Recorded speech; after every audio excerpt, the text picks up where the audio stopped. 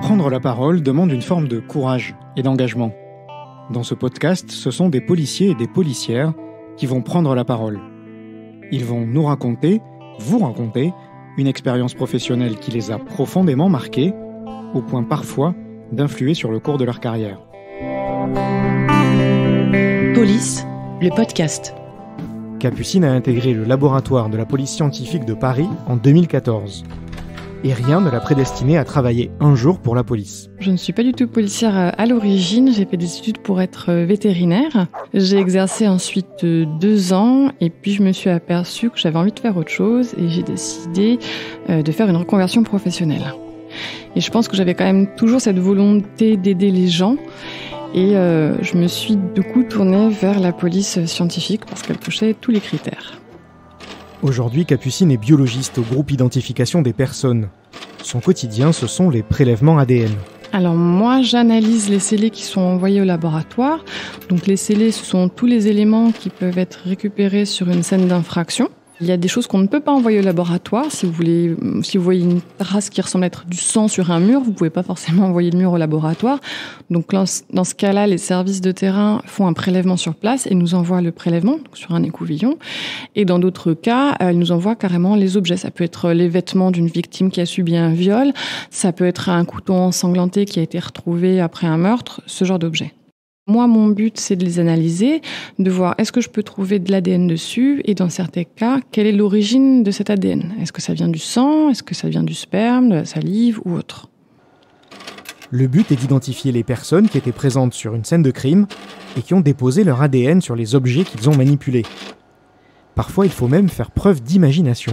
Il faut un peu se mettre des fois dans la peau des malfaiteurs pour se demander s'ils avaient pris l'objet, comment eux l'auraient tenu. Un objet, on va pas le prélever dans sa totalité, on va cibler des zones. Des fois, on est entre collègues, on dit alors attends, il est marqué dans la description qu'il l'a attrapé par derrière, si je sais t'attraper par derrière, où est-ce que je me mets par rapport à toi ? Des fois, on mime un peu ce dont on imagine qu'il s'est produit.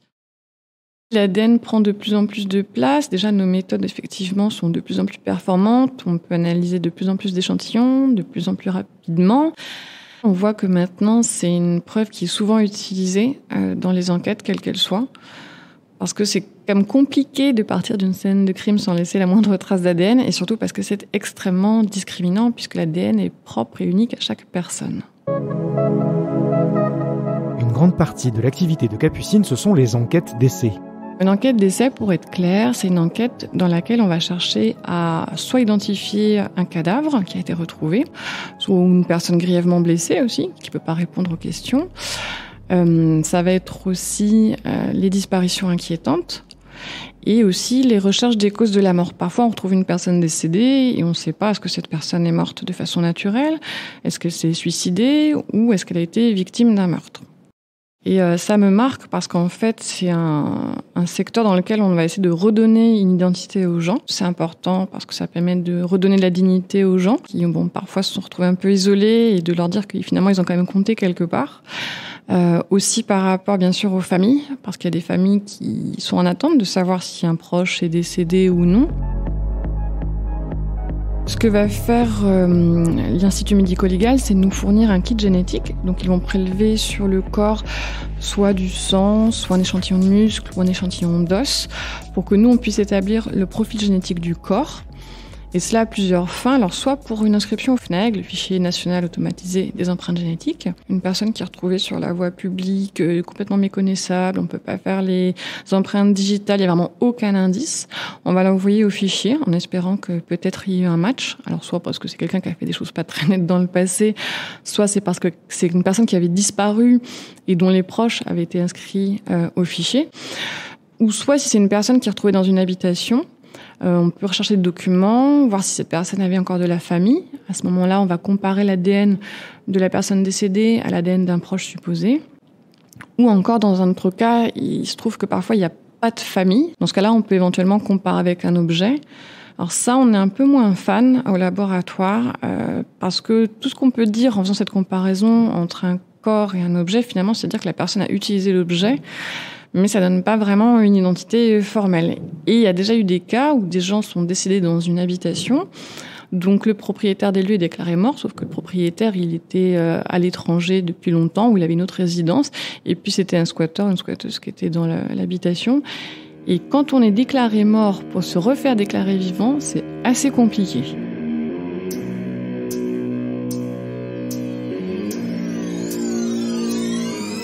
Les enquêtes décès, on en reçoit beaucoup. Ce que je trouvais moi un petit peu dur, c'était que souvent ces gens, ils n'étaient pas identifiables sur le moment parce qu'ils s'étaient décomposés. En fait, ils ont été retrouvés quelques mois, voire des années après. Il y a des corps qui sont retrouvés parfois à l'état de squelette. J'ai souvenir aussi d'une affaire où on nous avait dit oui, donc le corps a été découvert peut-être 2 ans après le décès parce que le gardien avait fait venir les pompiers pour autre chose et puis au passage ça fait 2 ans que je n'ai pas vu telle personne, est-ce que vous pouvez pas aller regarder? Et puis on retrouve un squelette quoi. Donc des gens qui donnent plus le tout signe de vie et c'est toujours un petit peu triste de se dire que finalement ils sont un peu morts tout seuls dans leur coin. Et c'est aussi un peu pour ça que j'aime bien ces affaires-là. Je me dis, je vais leur redonner un nom, je vais leur redonner une identité. On a des fois des gens qui sont décédés, mais que la famille recherche activement. J'ai en tête l'affaire Valérie Pichon, qui a été résolue récemment. C'est une dame qui est morte en 2003, qui avait été enterrée sous X. Et puis là, récemment, donc 20 ans après, une magistrate a réouvert l'affaire et on a pu établir que cette dame-là qui avait été enterrée sous X, c'était bien Valérie Pichon. Et on a pu rendre le corps aux familles.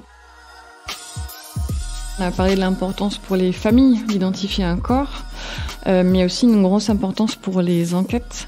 Je pense à l'affaire Sophie Le Tan qui avait un peu secoué la France en 2018. Elle avait été assassinée par celui qu'on a découvert après être Jean-Marc Reiser, qui a quand même pendant longtemps nié les faits. Et ce qui bloquait, et ce qui peut souvent bloquer dans ce genre d'affaires, c'est qu'on n'avait pas de corps. Et en fait, le corps, il avait été retrouvé 1 an après par une personne qui se promenait dans la forêt, qui a trouvé des ossements. Et donc ces ossements, ils ont été envoyés au laboratoire de Paris, ils ont été analysés, et on avait pu confirmer que c'était bien Sophie Le Tan, et qu'on avait donc un corps pour la suite de l'enquête.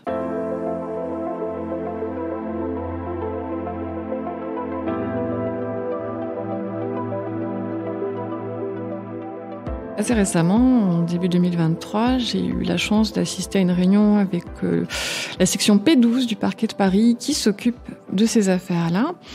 Pour faire un peu un bilan des corps qui ne sont toujours pas identifiés, de voir où on en est, qu'est-ce qu'on peut faire de plus. Et là, j'avoue que je suis un peu tombée de ma chaise parce que moi j'avais un peu ma vision ADN centrée. Et sachant qu'en premier lieu, on ne fait pas d'ADN pour identifier les cadavres, il y a tout un circuit à suivre. Il y a bien sûr l'enquête de terrain. Est-ce qu'on va trouver des documents sur la personne? Est-ce que son visage la rend reconnaissable? Est-ce qu'on peut faire ses traces papillaires? Il y a beaucoup de choses qui sont faites en amont, des autopsies, des scanners des corps. Et nous, c'est vrai qu'on arrive en général un petit peu en dernier. Et là, je me suis aperçue en fait qu'il y avait un nombre de corps mais incalculable, parce qu'il y en a beaucoup en fait qui n'arrivent pas jusqu'à nous, et que finalement, nous, ce qu'on avait au laboratoire, c'était un peu la partie émergée de l'iceberg. Et donc là, ça m'a fait un peu un choc de me dire qu'il y a encore tous ces gens-là on allait avoir beaucoup de travail pour leur redonner une identité. Police, le podcast, une émission à retrouver tous les 15 jours sur l'ensemble des plateformes de diffusion.